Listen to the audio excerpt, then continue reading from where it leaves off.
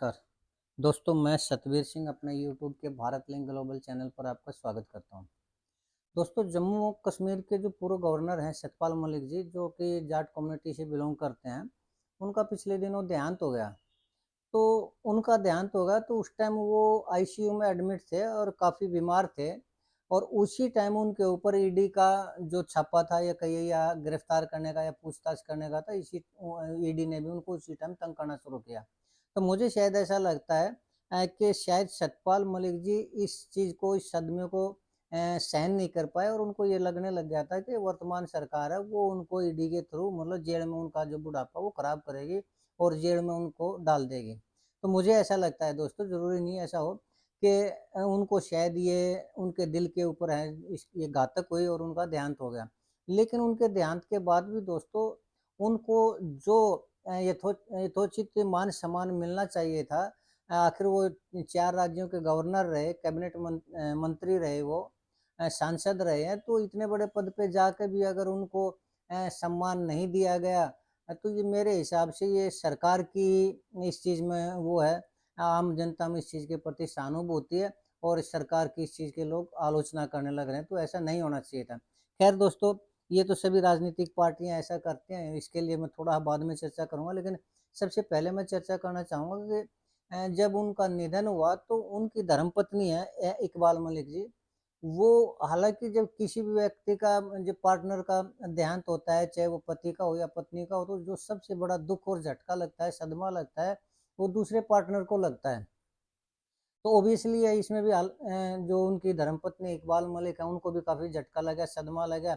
हालाँकि उनके बच्चे भी हैं और लोग भी उनको पूरा वो कर रहे हैं, लेकिन फिर भी उन्होंने एक श्रद्धांजलि व्यक्त किया और उसमें उन्होंने अपने दिल का जो बयान है ना, वो व्यक्त किया है। लेकिन उसके अंदर पढ़ के दोस्तों, ये मेरे पास उनकी श्रद्धांजलि आई है, कि ये पढ़ के ना आखिर मेरे दिल को भी झटका लगा कि एक कैसे एक पत्नी किस तरह से मतलब अपनी पीड़ा व्यक्त करती है और किस तरह से वो अकेली हो जाती है, उसके दुख दर्द को कोई भी सहन नहीं कर पाता। तो दोस्तों, मैं उनकी जो श्रद्धांजलि है वो पढ़ के सुनाता हूँ, जो इकबाल मलिक, जो सतपाल मलिक जी की धर्मपत्नी थी, उन्होंने सतपाल मलिक को लिखते हुए जो है वो भेजी है, सोशल मीडिया में आई है वो। तो मैं पढ़ के सुनाता हूँ दोस्तों। प्रिय सतपाल, मैं अभी-अभी विद्युत सौदागर से लौटी हूँ। यानी वो उनका अंतिम संस्कार करके और उसी टाइम लौटी थी, वापस घर पर ही आई थी। और कोई न्योता नहीं भेजा गया, कोई घोषणा नहीं की। फिर भी लोग आए, कुछ मन से आए, कुछ मौन से आए, कुछ श्रद्धा में भीग कर आए। यह खबर आमंत्रण से नहीं, हृदय से हृदय तक पहुँची थी। तुम केवल नेता नहीं थे, तुम दिशा थे, स्थिर, शांत, सच्चे। लोगों के लिए तुम जनप्रतिनिधि नहीं, परिवार के सदस्य थे।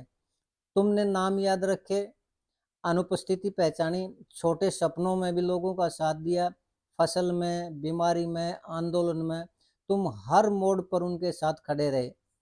लेकिन आज मैं शतब्द थी, जैसे कुछ धुंधला-धुंधला हो गया, कोई शब्द नहीं निकल पाया, दिल बहुत भारी हो गया, अक्षण भंगुर जीवन लगने लग गया और आज मैं अपने आप को बहुत असहाय महसूस कर रही हूँ। सतपाल, मुझे अब भी याद है, तुम्हें पहली बार कॉलेज के फाटक पर देखा था। तुमने शांत स्वर में कहा था, आज हड़ताल है, वापस जाओ। मैं नहीं मानी, क्या जानती थी कि यही लड़का एक दिन मेरे जीवन का केंद्र बनेगा। हमारे बीच कोई दावे नहीं थे, केवल सम्मान था, आत्मीयता थी। एक दूसरे की जगह भी दी और तूफान में भी साथ खड़े रहे। तुमसे ही मैंने समाजवाद सीखा, नारे में नहीं, व्यवहार में। तुम्हारा समाजवाद तुम्हारे चलने में, तुम्हारे खाने में, सबसे आखिरी पंक्ति में खड़े होने में था, निर्भीक और निष्कलंक। राज्यपाल बने तो भी वही व्यंग्यात्मक मुस्कान लिए, कहा कि मैं तो वही हूँ, बस साहब लोग चारों तरफ हो गए हैं। कविता, किस्से, गांव की कहानियाँ, मजदूरों की पीड़ा, सैनिकों का सम्मान, किसानों की पीड़ा, तुम सबके साथ थे, सबके अपने थे तुम। लेकिन ईडी के छापे भी आए, तो तुमने उन्हें भी आदर दिया, डर से नहीं, लोकतंत्र में आस्था के कारण तुमने उसको, ईडी को जो है वो रेस्पेक्ट की। आज तुम्हारा बेटा तुम्हारी बातें मौन और दर्द खड़ा हुआ है।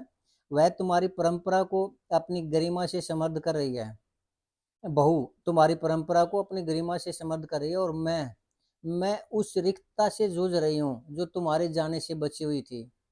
सुबह की निर्वरता, दिन के ठहराव में, शाम की प्रतीक्षा में, हम सब अपने अपने ढंग से तुम्हें गौरवान्वित करेंगे, उसी प्रेम के साथ जो अनंत है, अपार है और अब मौन से पलता है।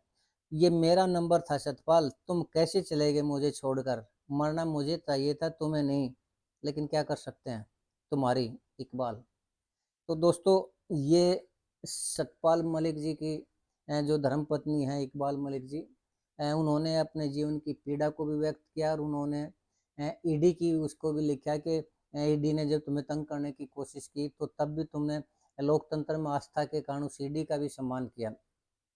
दोस्तों, जब सतपाल मलिक जी आईसीयू में थे तो उस टाइम ईडी ने उन्हें गिरफ्तार करने की कोशिश की थी, लेकिन आईसीयू में होने के कारण वो उन्हें नहीं गिरफ्तार कर पाई और शायद उन्हें ये सूचना भी मिल गई थी, इसलिए उन्होंने एक लेटर भी जारी किया था, आईसीयू से लेटर जारी किया था कि आज मुझे तंग किया जा रहा है, आज मैं इस स्थिति में हूँ, मेरे ऊपर एलिगेशन लगाए जा रहे हैं।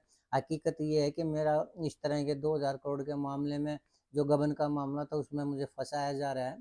तो ये सब दोस्तों हो सकता है वो सच हो 2000 करोड़ का मामला, या हो सकता है वो झूठ हो, हम उस चीज़ में नहीं जाते। लेकिन किस तरह एक बीमार आदमी को ईडी के नाम से तंग किया गया, उसको गिरफ्तार करने की कोशिश की, उसको अपमानित करने की कोशिश की गई, ये मुझे लगता है कि ये बहुत ही अनुचित है किसी भी सरकार के लिए।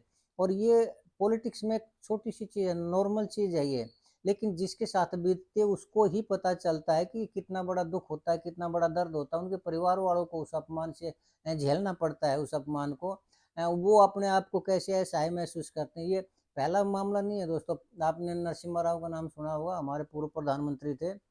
तो जब उनका देहांत हुआ तो ये परंपरा थी कांग्रेस की कि 3 मूर्ति भवन में उनके शव को अंतिम दर्शनों के लिए रखा जाता है 3 दिन के लिए शायद, और वहीं आकर न लोग उनके अंतिम दर्शन किया करते। लेकिन लास्ट मोमेंट में पता नहीं क्यों जब सोनिया गांधी जी की और नरसिम्हा राव के अंदर अनबन हुई तो सोनिया गांधी ने उनको इतना अपमान किया कि जब उनकी डेथ हुई तो उनके परिवार वालों ने ये कहा कि 3 मूर्ति भवन में हमारे इसको रख दो, क्योंकि वो देश के प्रधानमंत्री जो थे।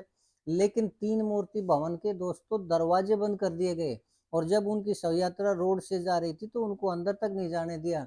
और जहां प्रधानमंत्रियों का हमेशा अंतिम दाह संस्कार होता है, न उनका वहां दाह संस्कार करने दिया गया उनको, और उनको ये कह दिया गया, शायद वो गृह मंत्री हुआ करते, पाटिल हुआ करते, क्या नाम था, मैं नाम भूल रहा हूँ।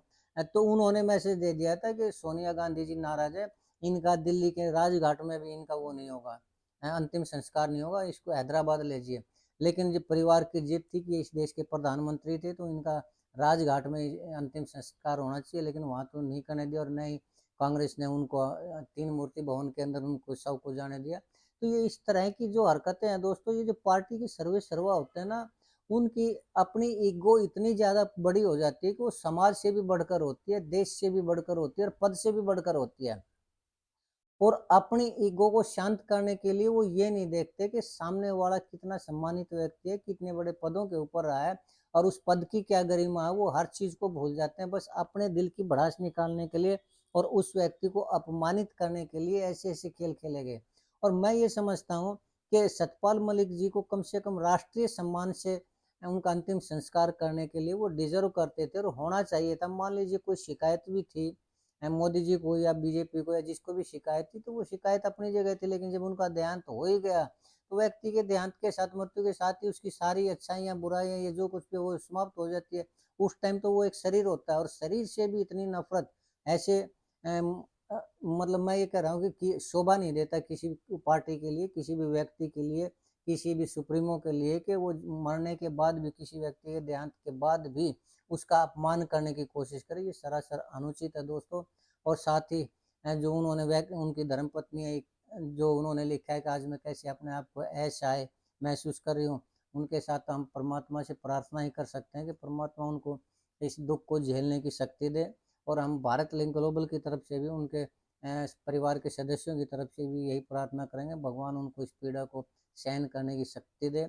और भारत लिंक ग्लोबल उनके उनके साथ खड़ा हुआ है, हर दुख में, हर दुख की घड़ी में हर समय उनके साथ खड़ा हुआ है। आज के लिए इतना ही कहना चाहूँगा दोस्तों, इससे ज़्यादा कुछ नहीं।